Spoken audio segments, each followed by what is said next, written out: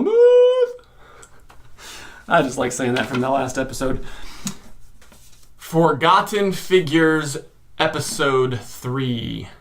Rickenbacker, not the guitar, a dude named Eddie Rickenbacker. Pick up this biography if you can find it. Rickenbacker. I had to pay $52 for this thing on Amazon because it's been out of print for like 40 years or something crazy, and the copies are scarce. But if you can find it, get it, because it's worth every penny and then some. This dude, you could not write a movie script that captured all the things that this guy did, experienced, and accomplished and make it be believable. It's unreal, the things that this guy accomplished in his lifetime. 3 lessons, as always, that we can glean and put into our lives. 1, character. This guy had character. He was the definition of character. Doing his best work, even when nobody was looking, even when the rewards were negligible, small, he always did the very best that he could do. His dad died when he was 12. He was a construction worker, took a pile driver to the head while they were building a bridge, apparently. And so Eddie Rickenbacker, had to drop out of school at the age of 12 in order to work to help provide for the family. So he was out working a graveyard shift job for 25 cents a day, and he was then working during the day, just hustling, trying to scrape together coins to give to his mom to help provide for him and his siblings. So character. The lesson for us, regardless of what we're doing, do it not, as Paul the Apostle says, for eye service, as men pleasers, but with an eye towards serving the work to please God. Very important. Number 2, he created opportunities for himself.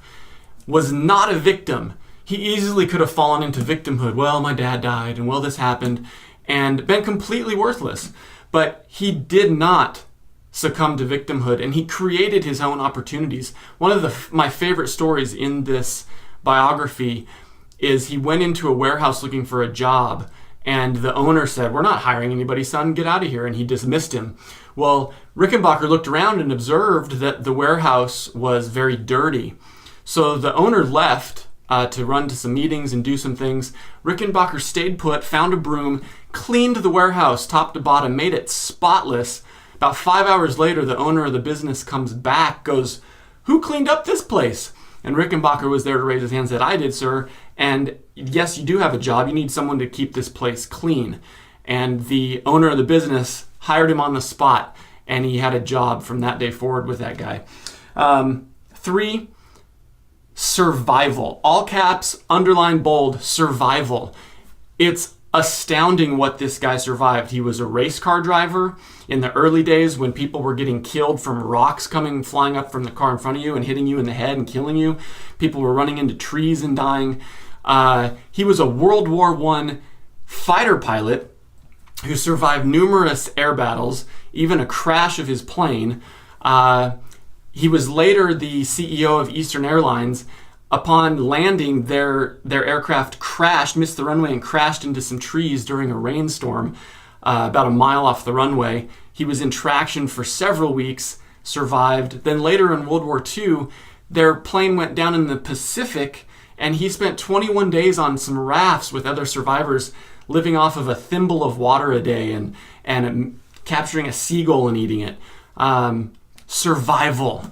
So character, create our own opportunities, and survival. Whatever you're going through right now, it pales in comparison to even one of the challenges that Eddie Rickenbacker faced, let alone 4.